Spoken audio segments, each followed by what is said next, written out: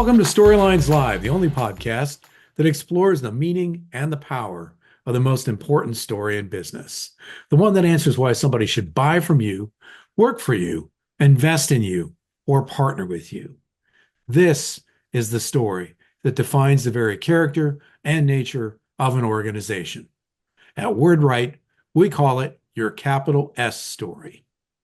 In each episode, we feature guests who have great insights on business storytelling, who can share their experiences and key learnings to help you and your organization do a better job of sharing your capital S story to deliver remarkable business results. In this episode, we're honored to have as our guest Todd Raphael, a marketing expert in the emerging field of AI companies in human resources. Todd's well equipped for this role. He's built the content operations at two hyper-growth AI companies. Todd, I like that description, hyper-growth. We'll dig into that a little bit and help get them on the map. Most recently, he was at Skyhive, where he took over a content operation that really didn't exist until he got there.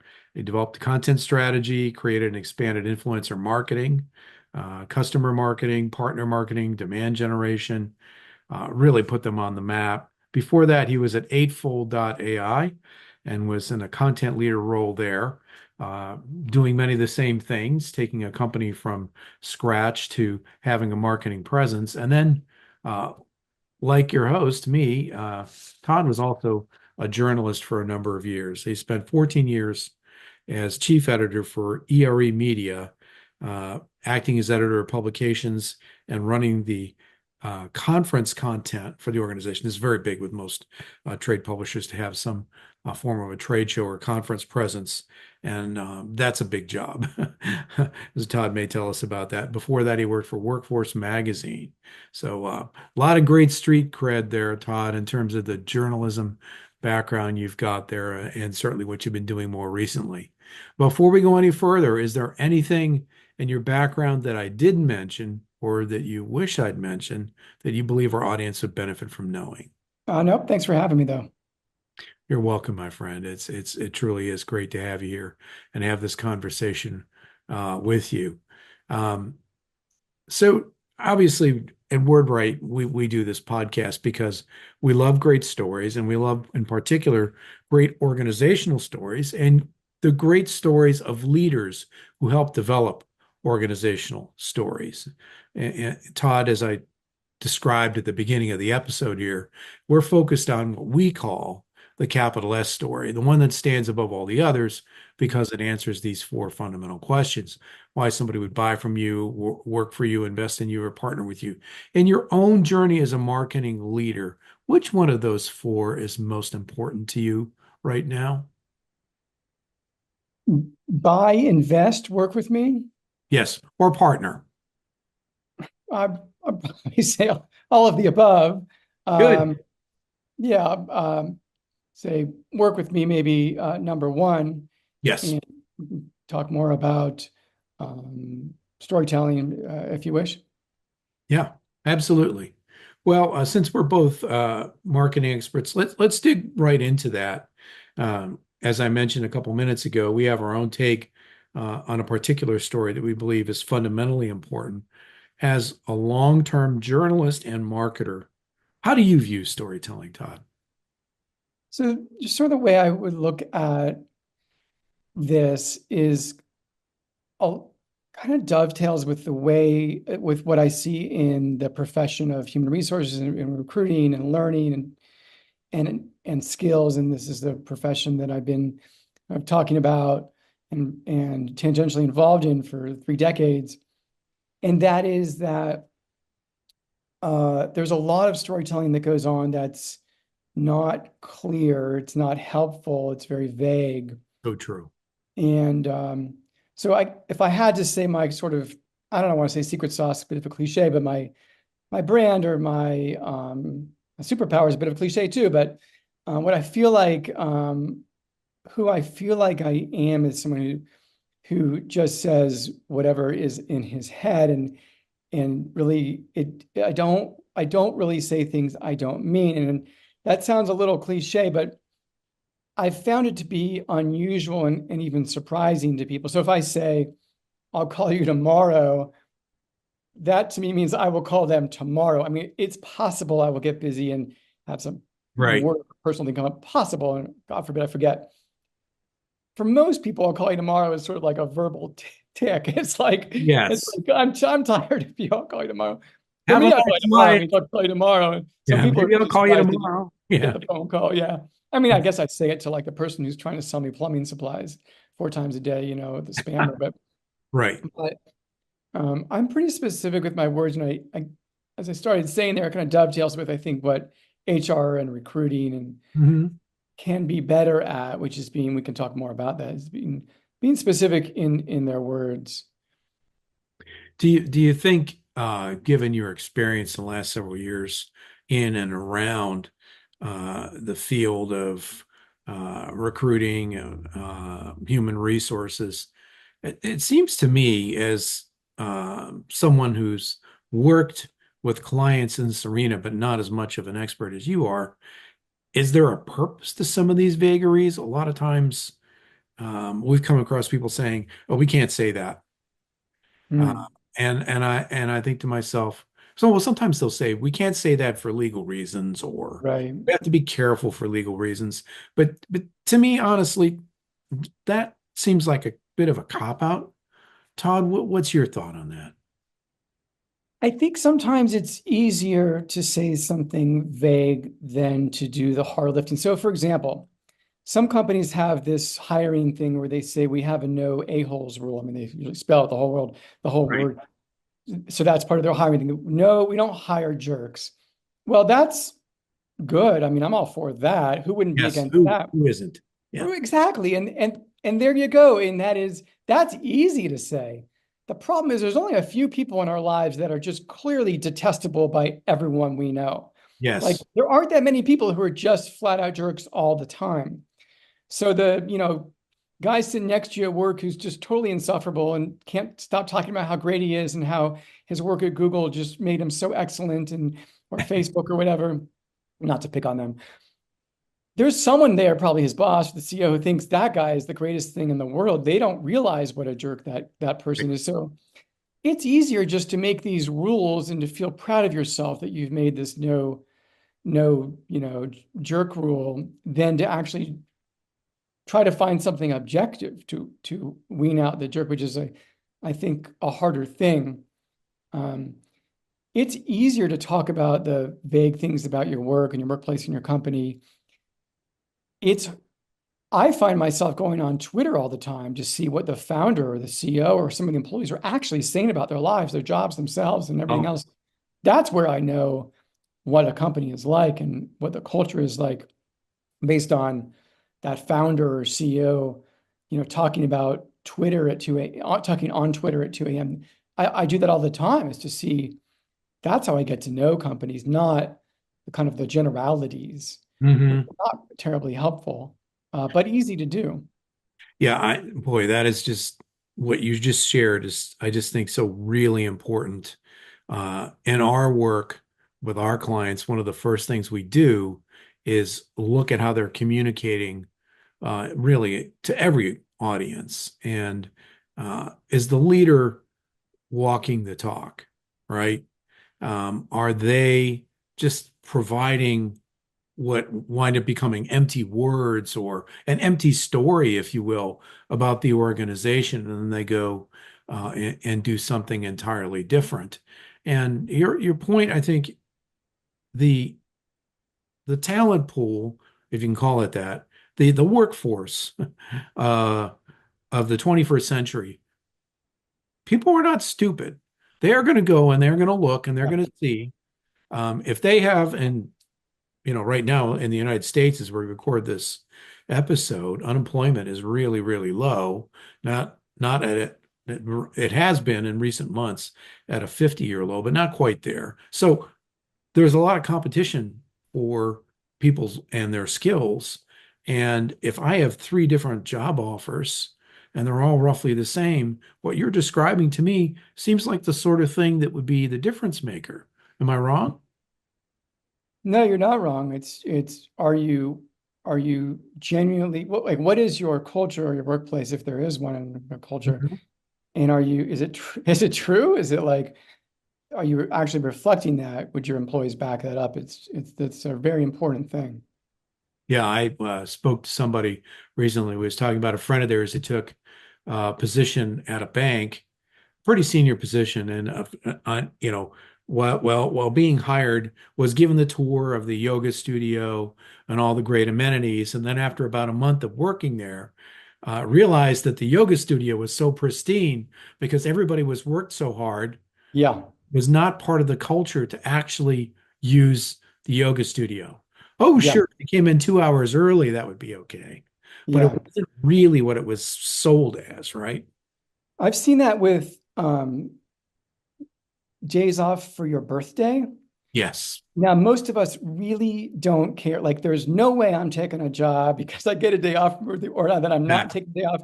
That no way do I care. I do not care.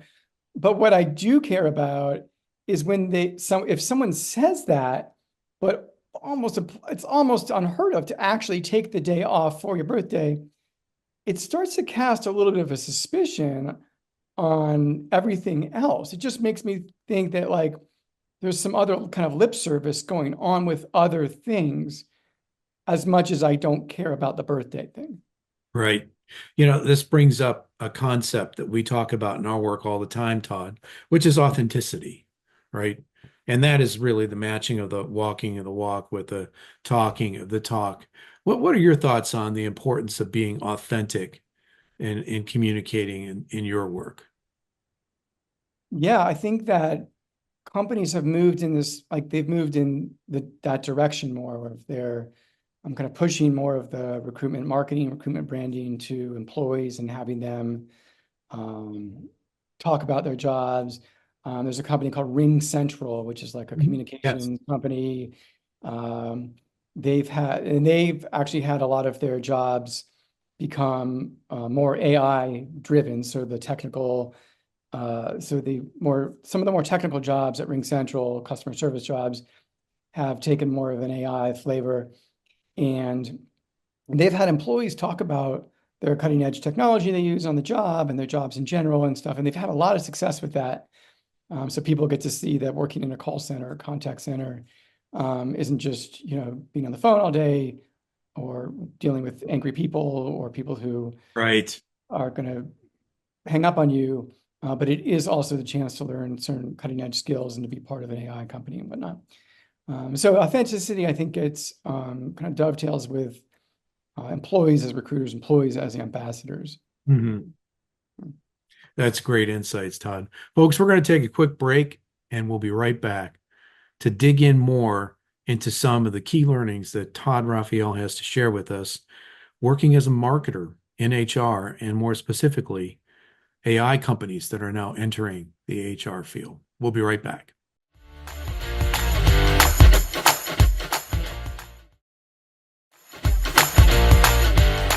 Folks, we're back with Todd Raphael, who is a marketing expert and has spent much of the last few years working in the human resources field as a marketer, and most recently for AI companies who are entering the field, which I just find a fascinating concept. Todd, let's start with this. As I mentioned earlier in this episode, you and I earlier in our careers were both journalists. What led you to leave the field and get into marketing? I kind of have a tough question because I actually don't feel like I really left the field exactly. Great. Um, Journalism is a lot of asking questions. It's a lot of listening. It's a lot of like being curious and being able to communicate with people and being interested in people and being interested in things and interested in learning new things. And I mean, to some extent, that's what I keep doing and kept doing. So, like at ERE, which is the company that you mentioned at the outset, we put on conferences and put out publications. We're in constant search of the next interesting idea that was happening in recruiting that we could talk about at a conference. Who's Sure. doing something interesting? Who's doing something valuable? And I would spend, every second, even at night, I would be, literally following in person sometimes recruiters and recruiting leaders trying to figure out what they're working on and are they going to a party I can find them at and I can hear what they're working on because I'm always in search the latest and greatest thing that someone was doing, because that's what ERE kind of rose and fall on, is how interesting and unique and different and leading edge was the content, was the stories that we were telling. Right. Not so much different if you're working for technology companies. It's also about communicating, communicating stories to an audience about Hmm. your technology, your company, and the difference it's making. Um, Yeah. so, yeah. Yeah, I totally know what you mean. Uh, so many people today, I mean, journalism, uh, some people say it's a dying field. I like to say it's evolving. I don't know what it's going to evolve into. We'll see. But I think you make a very good point that journalists really develop a fantastic skill set, being able to ask questions. And I often say when I'm working with clients or speaking that, in 20 years in journalism, I wrote about 10,000 stories and edited another 10,000. We don't have to get into the math of that. I guarantee you it's good math. But the point on that is this, I was with people in the best of times, the worst of times. I saw a lot of things. It really helped me understand what makes a great beginning, middle, and end to a story. And that is so valuable in what we do on a daily basis in terms of helping the folks we work with, the organizations you've had the opportunity to work with, and the clients that we work with at WordWrite, to be able to uncover and develop and then share the stories that make a difference with whatever audience they're trying to reach, right? At Skyhive, we had a customer called Dress for Success, which is Yeah. an organization that helps people, women with careers and jobs and life, and in New York. And I did a video with them, me kind of just like this, a conversation that was recorded with um, Dress for Success, and it was talking about how someone got a job at JFK Airport earning $40,000 more than they were before. They did it using AI, using Skyhive's AI. Wow. They were the new job was driving a train at JFK Airport. It was the last thing that she thought she'd ever want to do, like drive this train. It's just like was so foreign to her, but she tried it and she liked it and she made a ton more money and everything was hunky dory. And so the story was not really about the technology and it wasn't really about AI. It was about how someone's life was changed. Hmm. And so the beginning, the beginning was the challenge of, life and making a living and all of the other things, and being on your feet in a retail job and whatever. And then the middle is the solution, and the I'm sorry, the middle is the problem being solved, and the end is Absolutely. the solution. But um, I think that a lot of AI companies, a lot of technology companies, kind of don't tell their stories with a story. They try to tell the story of technology instead of telling the story about humans. Boy, I think that is so true, Todd. And just to kind of piggyback on that comment, you don't have to be uh, a technology company in human resources. Pretty much technology companies, period. It's easy for these very smart inventors, leaders of these organizations to get so deeply interested in the technology. And what we often say, and I think this relates to the work you've done, uh, look, the people that you're trying to attract may be very smart, but they're not as smart as you are about what you do. And that's why you need a relatable narrative. That's Yeah. why you need to tell a compelling story that pulls them in.